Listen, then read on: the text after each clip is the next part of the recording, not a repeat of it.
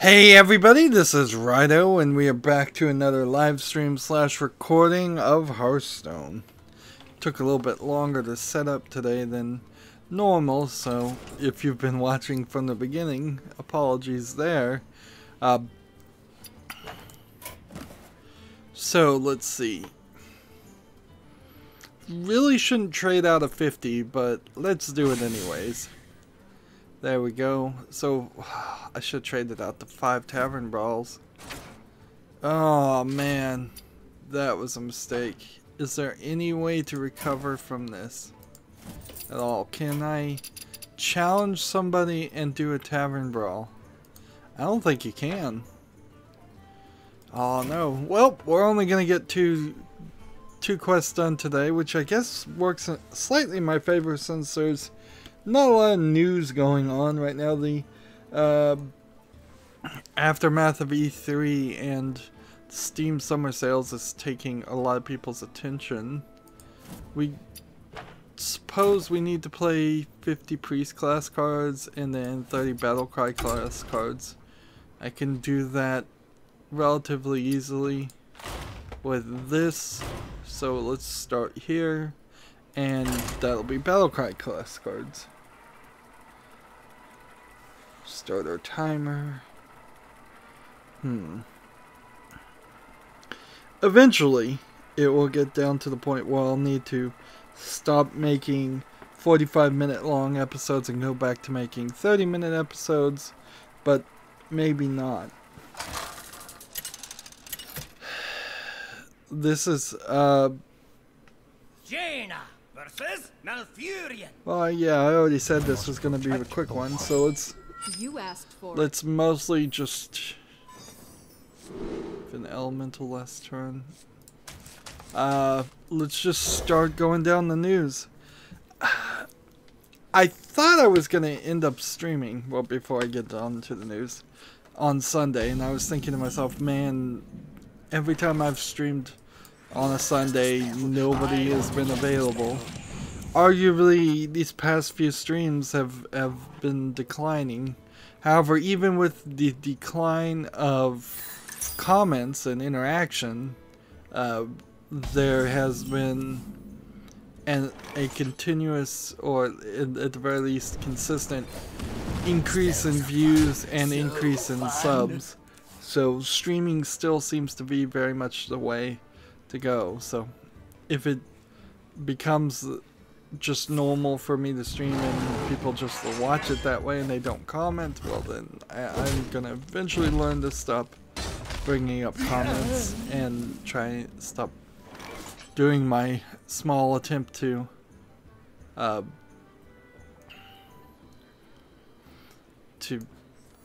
try and get people to comment. Wanted, dead or alive. But this certainly is one of those days where conversations could certainly be helpful. At any point, conversations can be helpful because the people have different thoughts and ideas and different questions, and if people ask me those questions, then I can at least think about something new and not just end up repeating myself. As I was finishing up covering LA Noire, which is a mess of a game, really. It would have been done a lot better if it wasn't made by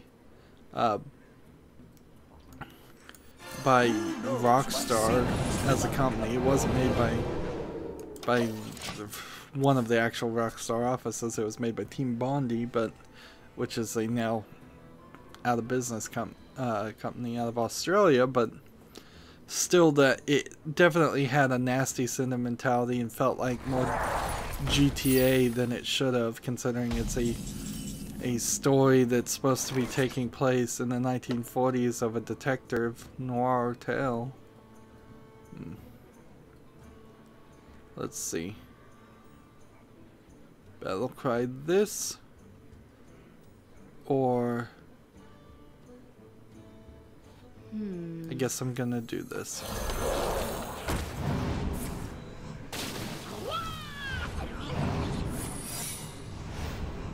Interesting.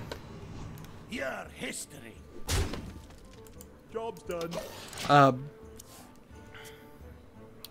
But yeah, as I was recording LA Noir, I'm getting back into some very, very tired rants that I bring up a little too often about economics and just my perspective on how the United States works.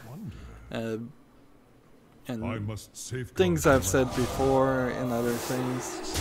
I go back and I think about and look at what some of the things I did on my first series, The Binding of Isaac, and how some of those rants went on, and some of them were good, some of them were crazy, a lot of them may have been crazy, but a lot of them were also burnt out of my mind too. It's like I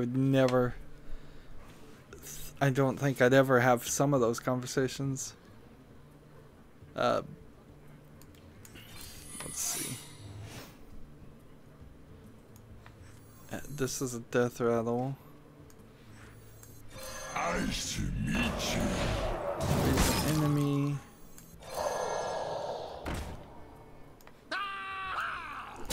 I guess I can do this. That minion already attacked. Attack there. There we go.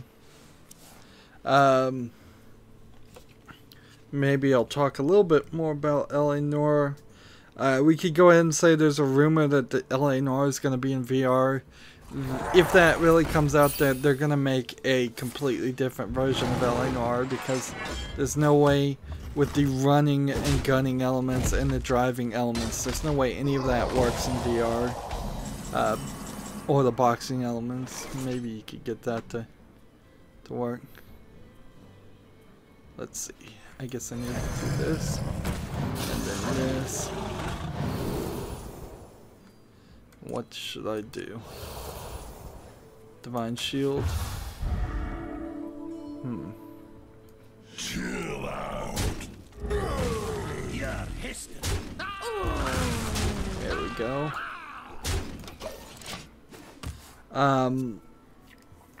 The Rockstar Take-Two drama is still going on.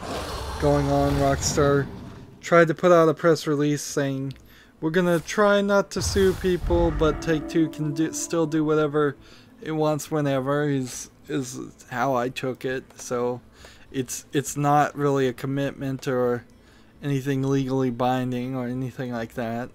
Open4, in a similar way, has put out an update, so I don't know if this is in defiance of the cease and desist. In all honesty, if you get a cease and desist, I think you might, in the same way that if you get a copyright strike on YouTube, you might as well simply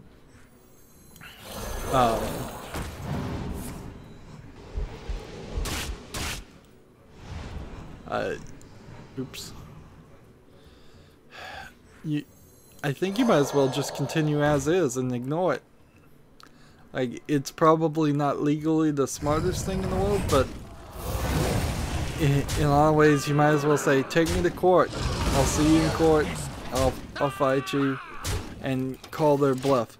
Particularly when you get copyright strikes and content things, and particularly, I suppose, if you're broke, let's see them get a judgment against you, and then they're never able to actually claim anything. It would still, because of the way YouTube is designed, if you get a content ID strike, it would potentially ruin your channel anyways, but it's potentially ruining your channel to begin with. This has certainly come out because in what seems to be an insane move over a dispute of non-payment or underpayment, a music composer has decided to claim things that they don't claim music in a video game that they don't have the rights to, apparently, because there's a screenshot of a contract that says She was a contractor, and thus all the copyrights belong to the creators. Now, is that contract valid? That would be something you'd have to go into the courts and to find out. But instead of handling this as a private matter, the music composer has issued manual copyright strikes to as many YouTubers as they can find. And in this case particular, it seems like you should dispute it and say, take me to court, because clearly if this person, one would assume if the person is not willing to go to court to get their payment, if they are due payment, they're probably not willing to file court fees to try and uphold copyright strikes. And that's the thing, is within 14 business days, they have to show, allegedly at least, they have to show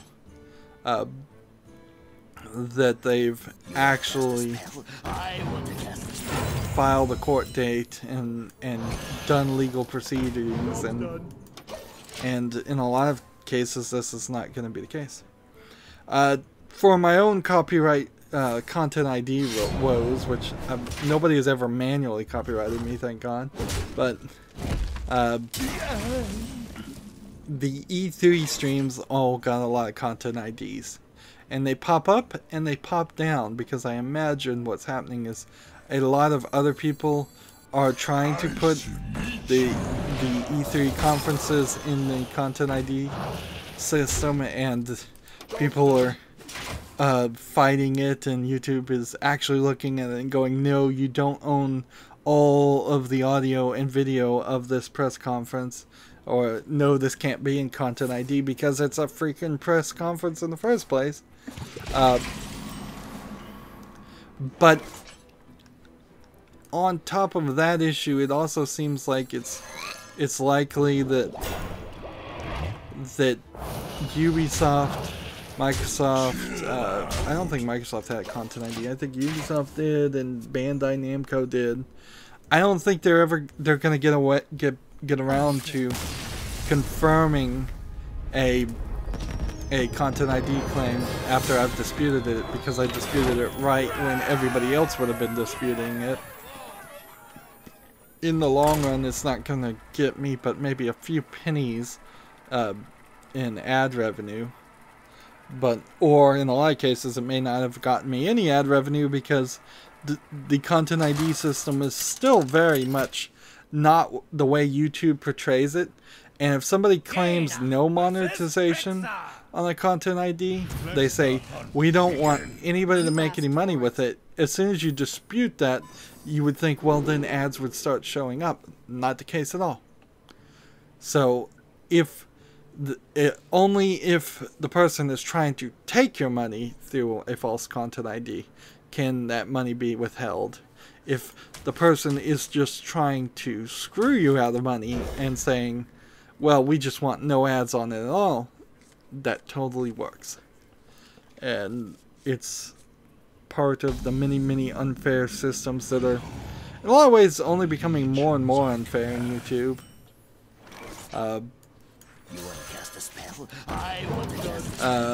Let's see. Speaking of YouTube, VidCon happened. I didn't pay any attention to it. Real YouTuber people aren't gonna. People that watch YouTube aren't really gonna pay too much attention to VidCon. VidCon is kind of this elitist thing, I would say, of the top YouTubers getting together and having a nice groupthink session, I'm sure. Like, certainly I didn't get an email invitation to it, or anything like that as a small, not really succeeding YouTuber. They announced in some odd places that there were some organizations that they were supporting for, I think, diversity's sake, one of which was Turkey. which I'm like, okay, that seems like an odd location, but whatever. Speaking of diversity, one of the random spam channels that follows me, it claims to be the only video game company in Iran, and I'm like, ooh, that would be interesting if true. I don't know if it really is true or if it's simply just a fake company, which probably it is, or I don't know exactly what kind of games that they would be making anyways.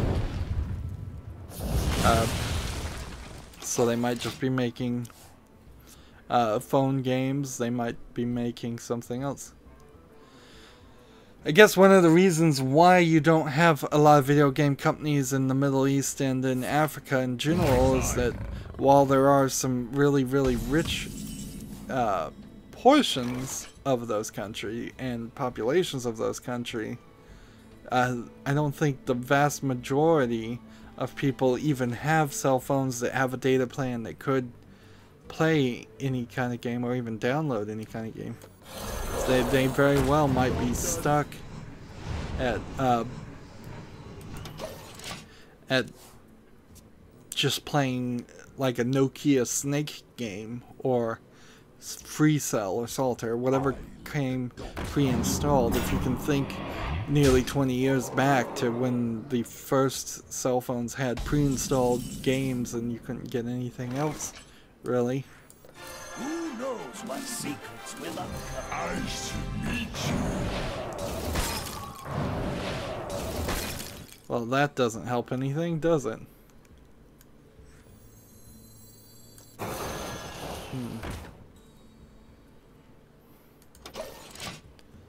That didn't help anything at all.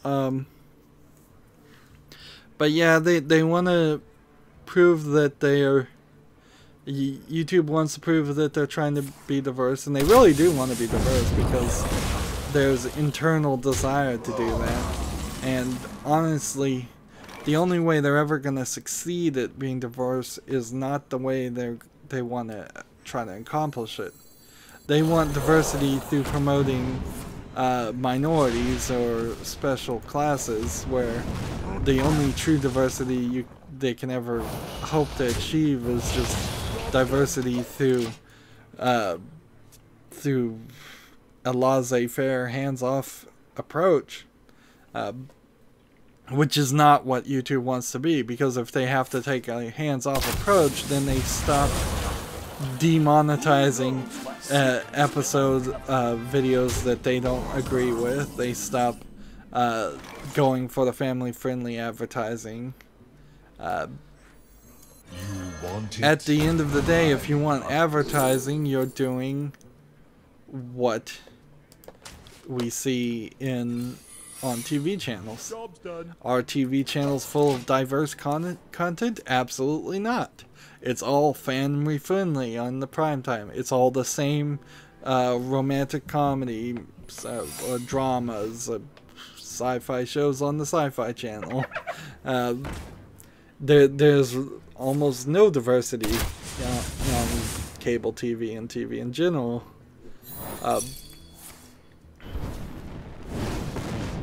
And when you talk about diversity as the people instead of diversity of the content, well, you can't, TV doesn't have any of that either, really. Not a lot of it.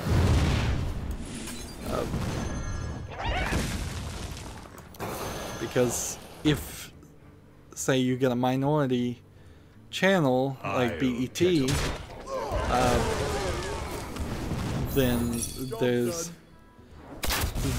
that channel is just effectively segregated, or segregating itself. Even when you get a minority show, like some of the shows that show up on Fox, it's still very segregated. Even the Netflix, like, Luke Cage series, you can clearly see that Luke Cage, compared to Iron Fist or Daredevil, like, Luke Cage is set in an area where almost all of the people are African American. And then compare that to Daredevil and Iron Fist, where almost all the people are white people of some sort. Of course, I'm talking about race again, which is probably going to get me in trouble eventually, but whatever. So they self-segregated them. Netflix self-segregated themselves that way, and so that's hardly the mixing pot that we would like the United States to be. Welcome to Gadget Day.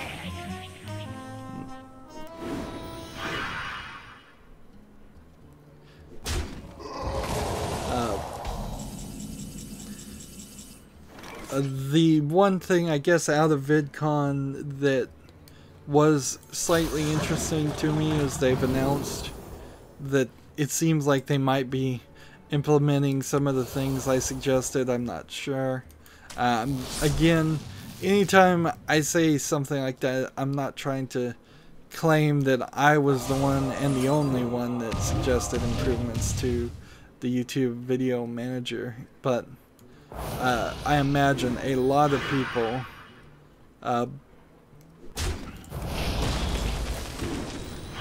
like, I'll get 'em. Job's done.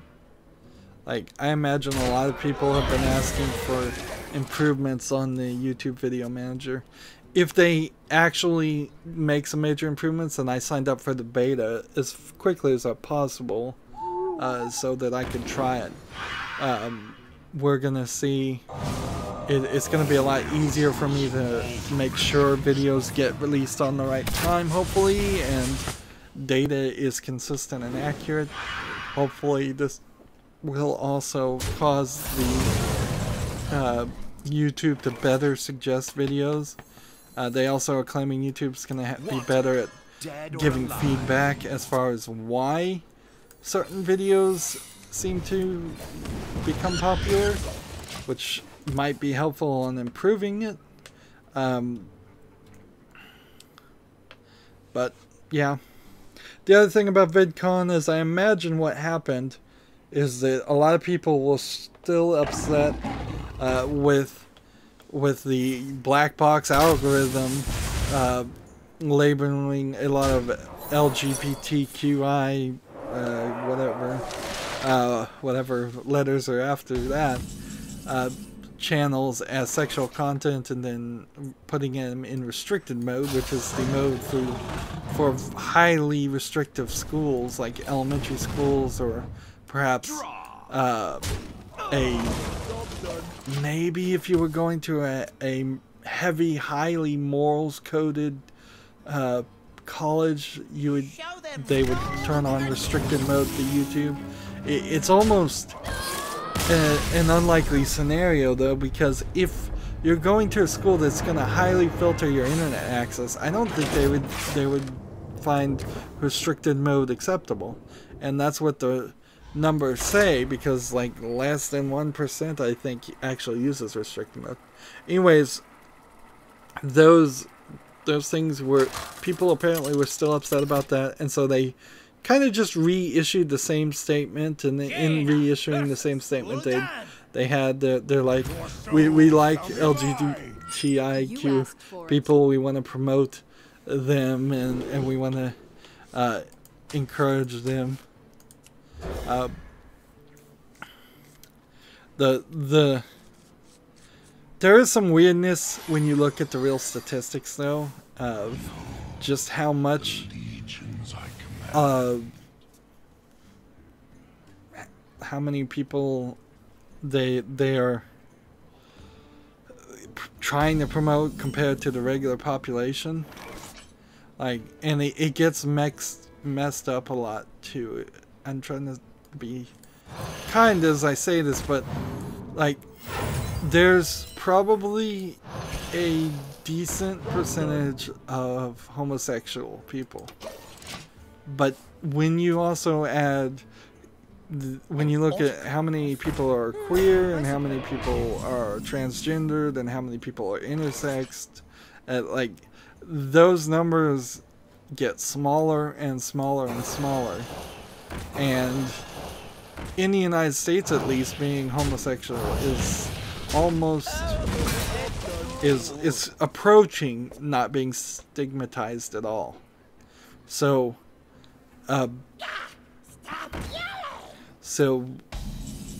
they're approaching to the point where they're not even much of a minority. They still are going to be a minority, but they're not much of it. And so they then have to they're getting lumped together with more of the minorities. I don't know. When you have such a big group, you don't even know what issue applies to what group. Can I light your fire? So I'm claiming ignorance here, obviously. That's what I'm saying. Is that sometimes it feels like I could back some of their ideas, but then it feels like some extreme minority group tries to latch on to a more mainstream mentality, and then they try to pressure you to back things that don't make logical sense. Why am I talking about this? Let's move on. Video games. Yeah. Like, I'm not a political commenter, reactioner, whatever, drama channel, so, like, and maybe I'm just old-fashioned and don't know what I'm talking about. That's certainly what a lot of people would claim anyways.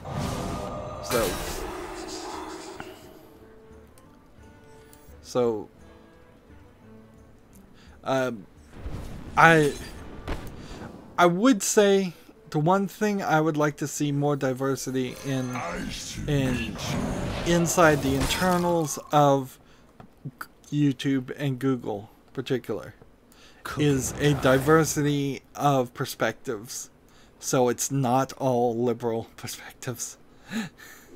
Like, I know a lot of that is because they're all in LA and they've all got that LA mindset. And I do particularly have kind of a dislike of LA and that way of thinking, and in a similar way that I kind of don't like the New York mindset in a lot of ways too, for kind of being a very opposite form of extreme. Interesting. Cooking time.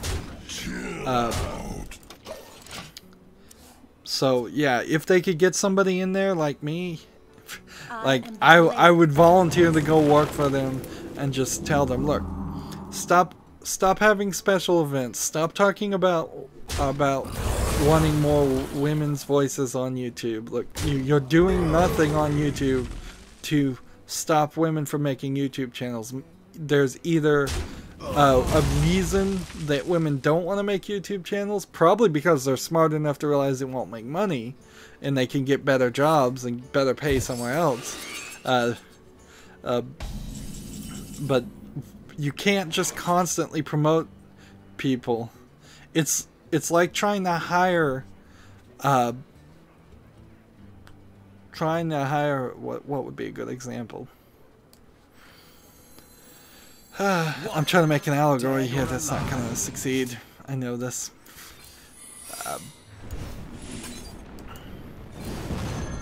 Trying to hire PhDs to flip burgers. It's just never going to happen.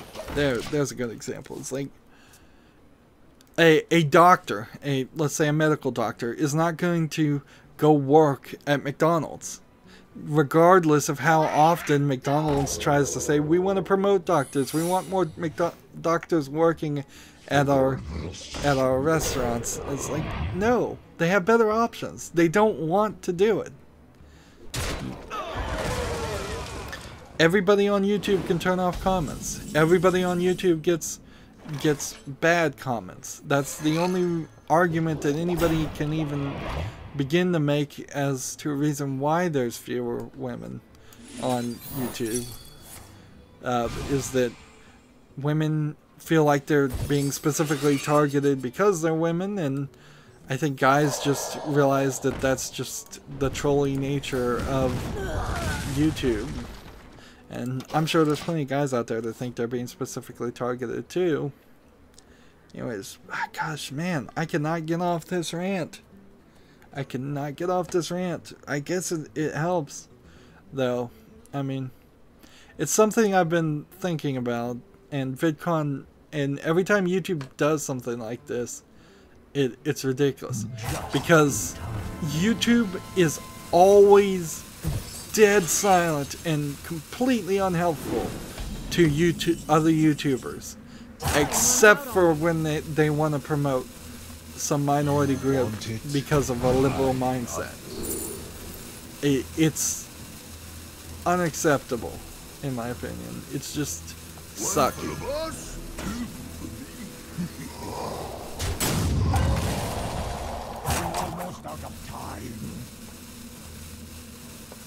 Like, I would be cool with YouTube always being quiet and just saying, you know what, no, we're not going to help anybody, we're not going to do anything, we're just in the background, we've got a small team working on this site, we know they have far too few people working on YouTube in general, but that's not what they do.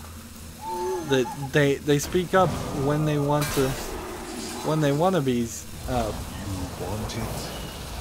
when they want to speak up, and then they hide behind the idea that they're too small, that they can't run their own website when it's convenient.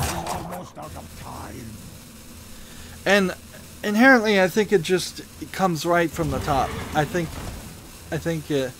either a change of attitude or a change of leadership needs to probably happen at YouTube.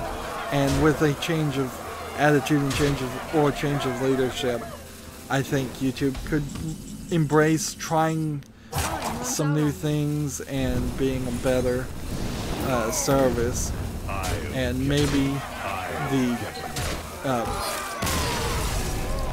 maybe if they had more competition, they would be forced into something like that.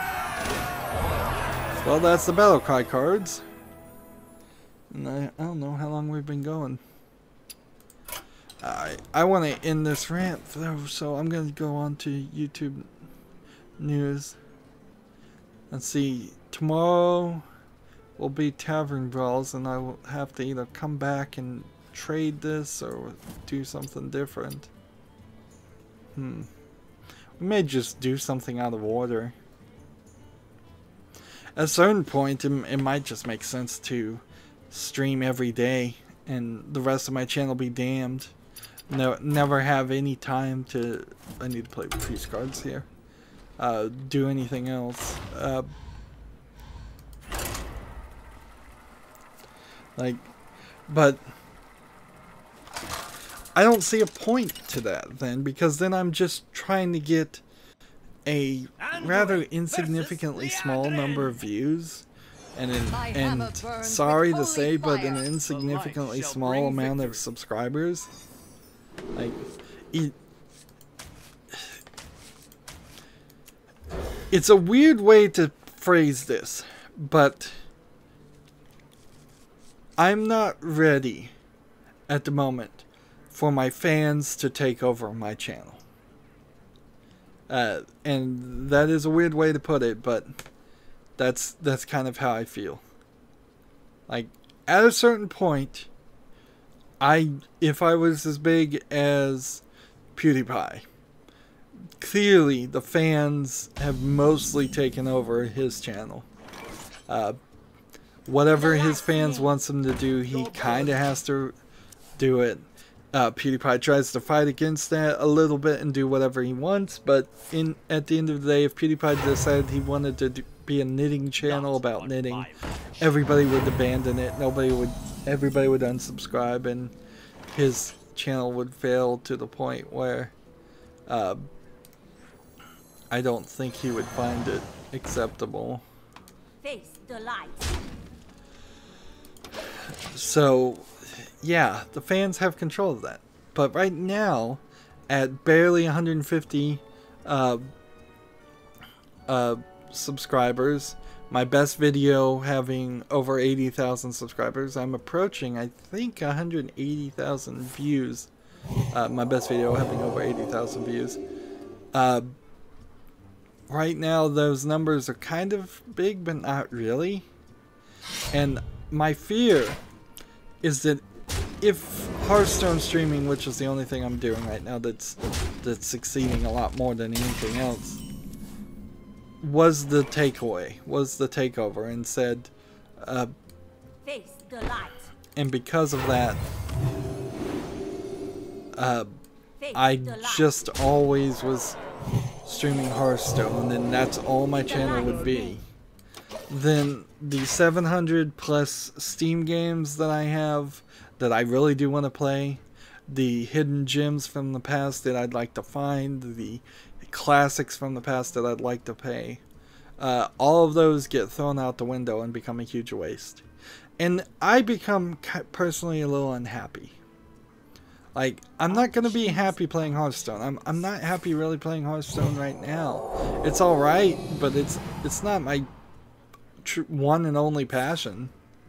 It doesn't fill me with unbridled joy every time I play. It's long, it's frustrating, and tedious. Let's just be honest. Let's see. How can we do this? This, and then this, and then this. Job's done. And attack.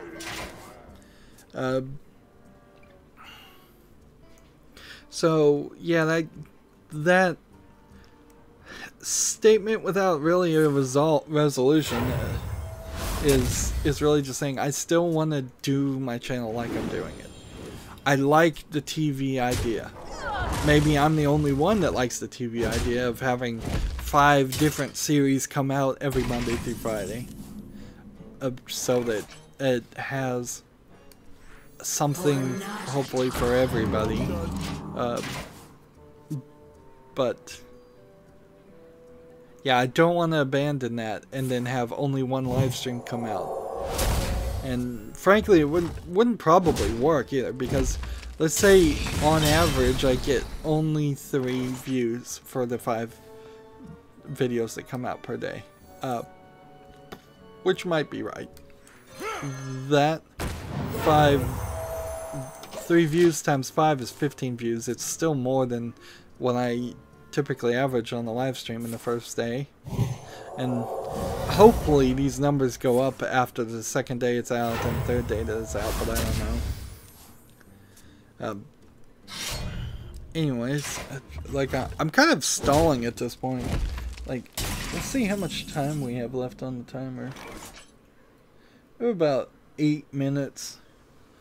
So,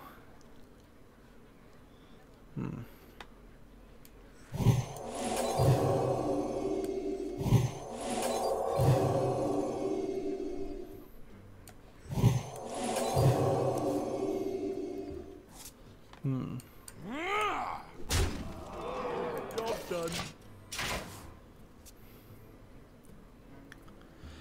So I guess I have to move on. Here's a story that's not very video game related. The Windows 10 builds have been leaked. Most of the builds were freely available anyway. They were just like the fast ring beta builds of Windows 10, and some small amount of source codes to drivers were leaked, which probably isn't going to help too many people or make Linux run better or anything like that. So, how many fingers do you see? 5 to a million.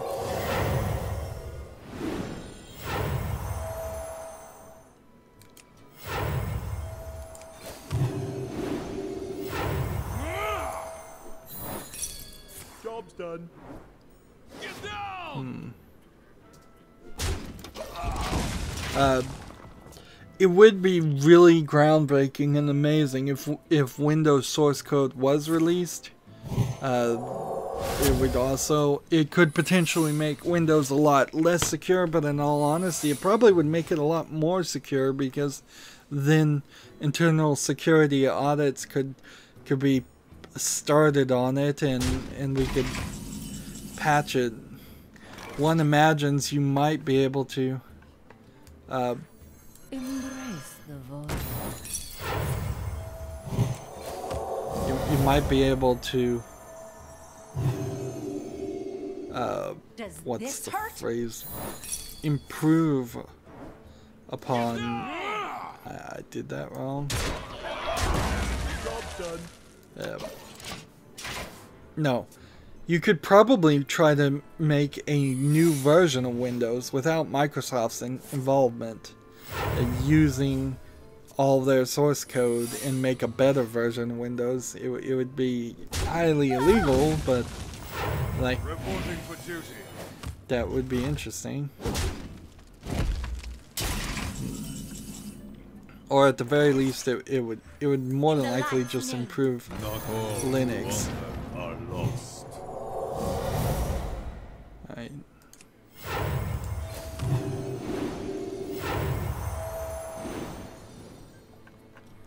And let's see if this runs.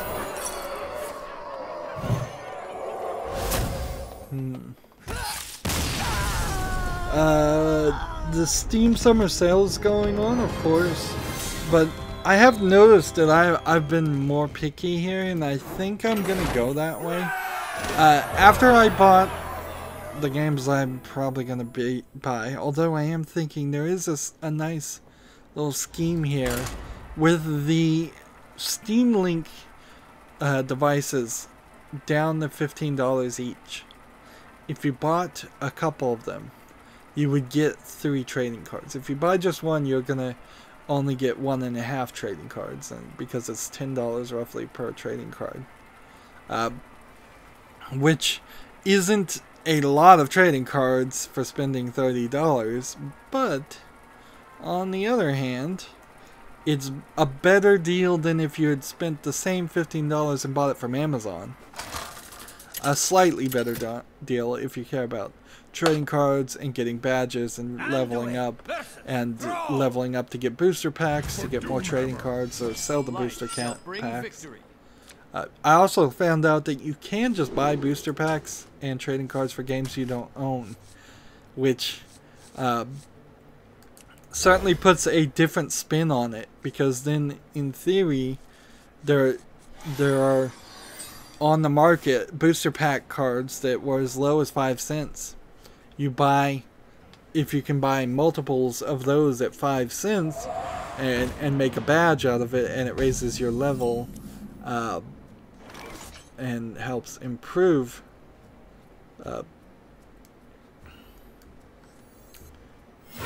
everything. There we go. Helps improve your chances of getting more booster packs. There is this thought that, like, maybe you could beat the algorithm and make money on this, but I suspect the algorithm is heavily balanced, so you never can, because you only get booster packs when the entire community works together to make more.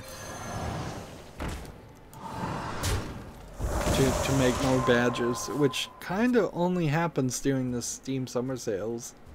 Honestly, that's the only time I really care about badges or anything. That's the right way to do it too, because every time you craft a badge for a different game, you get a trading card for the Summer Sale special.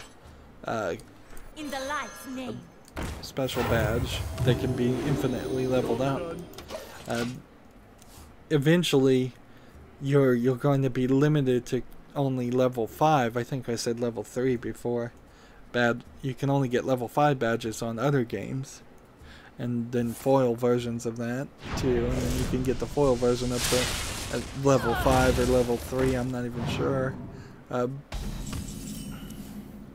But there is that element that you hit a wall at a certain point, and if you want to go higher than that wall and try to get ahead of the curve and manipulate the algorithm to get you more booster packs, at a certain point you are going to have to go for those summer sale levels. I still don't really understand the sticker pack stuff though. How many fingers do you see? It doesn't seem like it's really going to do anything. I imagine if you get all of these sticker packs, something will happen. All the stickers for the sticker pack, but that's it. But the more important thought, I would just say, yeah, think about, if you were thinking about getting the Steam Link, even though there is a chance that they're going to come out with a Steam Link 2, for $15, that seems like a budgetable thing to do. Sadly, it doesn't look like there's a great amount of hacking you can do to it. That would be what I would like to see it do more of, is be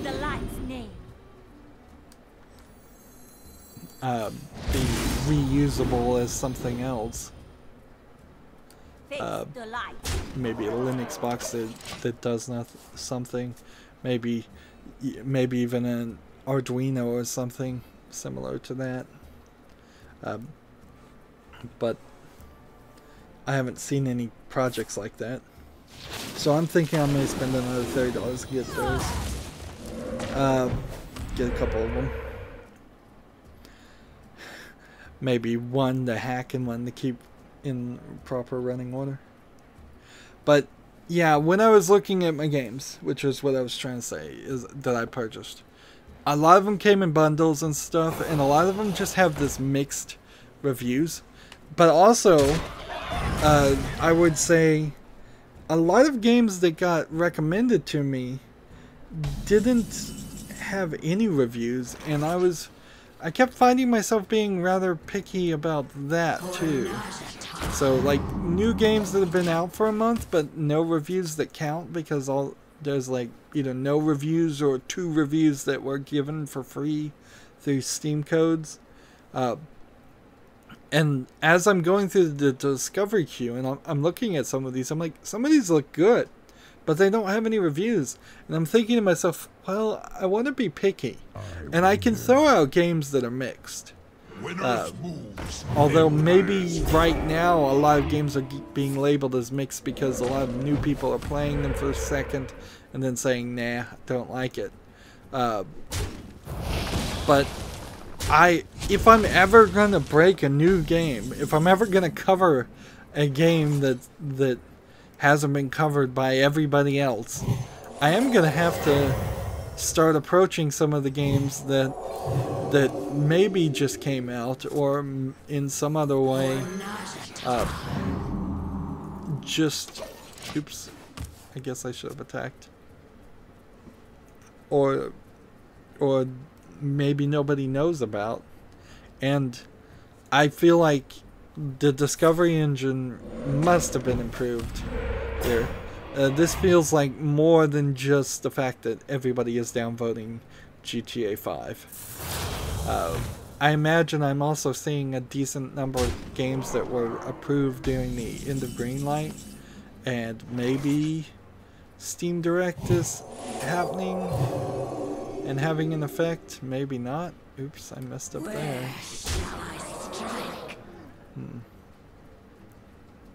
Where shall I strike?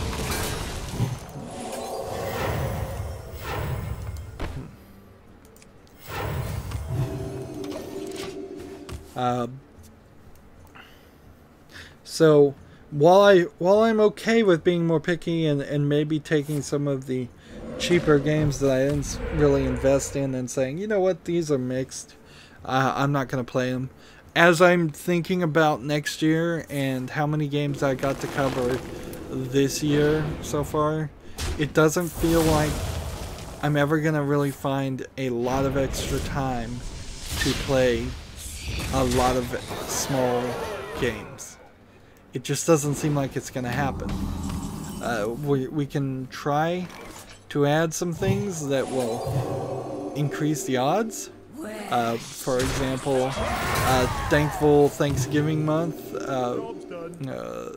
November, where I just play all the games that I got for free in that year, which there's a decent amount of games I get free in the year, and I haven't covered a lot of the games I've gotten free from years previous.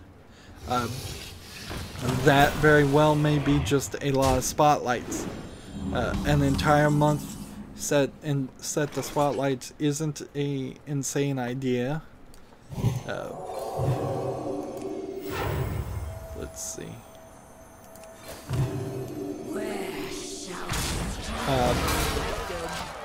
But in general, since I have a lot of AAA games I want to play, it gets back to like the Metro argument. I kind of would like to play the Metro games, but I've got so many other good games and so many other things that I already know I want to play. Covering LA Noire is an example of that. It's a game I've played before and I wanted to cover, even though I kind of knew, at least in part, that it wasn't the greatest ever.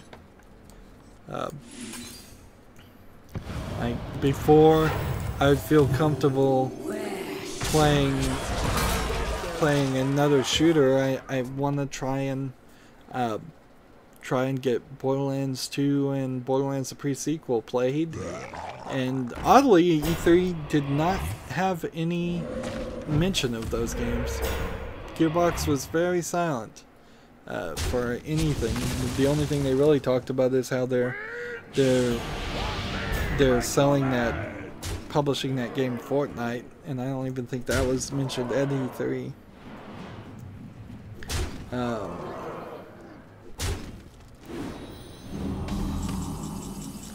So yeah, I would say the Steam sale in particular has caused me to rethink how my channel is going to go next year. Things certainly could happen, things certainly could change. I'm on the verge of failing and needing to really knock it down to 4 series per day, but I'm struggling along trying to see that doesn't happen.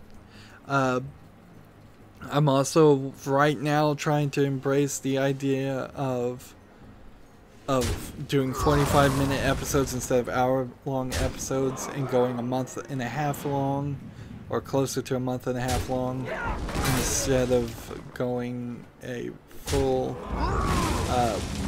1 month on a 30-hour game.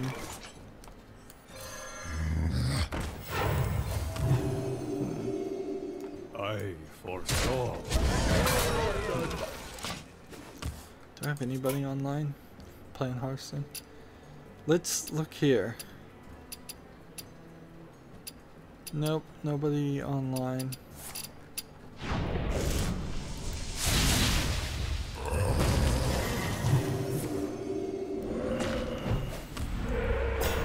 And see, in the next episode, well, I don't even know if there is going to be a next episode. That's the weird thing, is, come to think of it,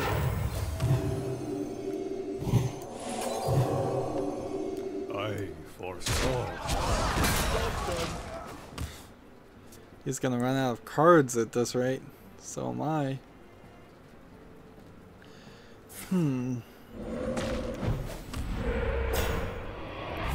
Well, I need to make a next episode, but at this rate, you know, I might also be done with the recording, because I've done as much of the things as I can.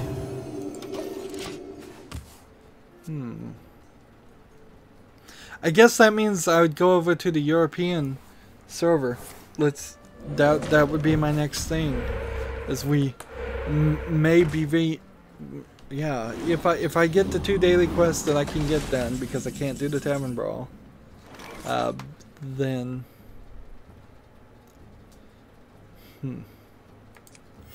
then my only choice is to move on to the European server. And then we've got a small amount of news. So as soon as I finish that news, I think I'll probably just end the recording. So we may go only like 30 minutes. Yield the power. Which I'm okay with that. Hearthstone in particular, I'm cool with the times wildly varying. How many fingers do you see? I can't do that. See, the way this is...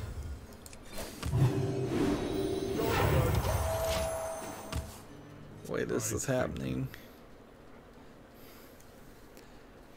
See, he still has a chance if he has a bunch of overload cards or anything.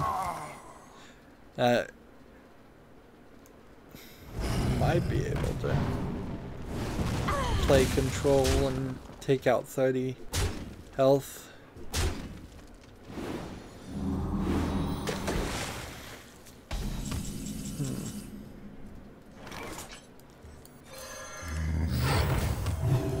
Let's just see what happens. Well played. So unless he has like power overwhelming or something that gives a lot of attack to all his characters, I don't see how this works.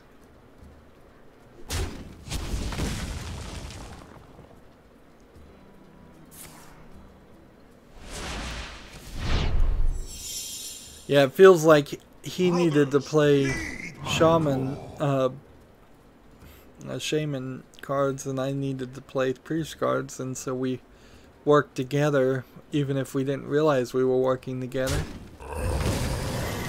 45 minutes, still nobody even said hi on the chat. That sucks. This is kind of what I imagined though it was gonna be. I'm honestly surprised and thankful that I got any comments ever on any of the streams, because I imagined I was just gonna live stream the first time and nobody would get on and nobody would say anything and I would get no extra views, and I would just say, well, this just proves that YouTube streaming doesn't work, and that's not the case. Even when people don't get in the chat and talk, that more people watch for at least a second. I would have loved to see at VidCon them approach and talk about the vast number of live streaming channels that are violating copyright or just full of music that also is violating copyright, or like, because if they started putting the kibosh on that, if they stopped the ones that are full of this is Family Guy episodes, surely you know that Family Guy episodes shouldn't be on here, or this is radio music, so it should be in a different system, because obviously there's no way any YouTuber is going to compete against somebody turning on the radio in the background and listening to it. So obviously that channel is going to get more watch time as it is, because there's it's passive listening versus active watching, which also means that the ads being seen in something like that is probably incredibly low, so it's not going to make any money. If YouTube wanted to do a YouTube radio and its play music thing, which it already has, but if they wanted to better integrate that, I'd be fine. I'd be fine with people saying this is a radio only station and this is a music channel, and as long as it can recognize those and segregate those and not have them be the always most watched live stream and the always suggested live stream, I'd be fine with it. Well, that's going to be it for this recording. Stay tuned if you're watching live. We're in a weird position, but we still need to play some more priest cards. As always, I ask you to like, share, subscribe, comment, and watch every second of my videos. If you want to friend or follow me on basically any social media sites, there's a whole bunch of links down below. Thank you for watching. Have a good evening.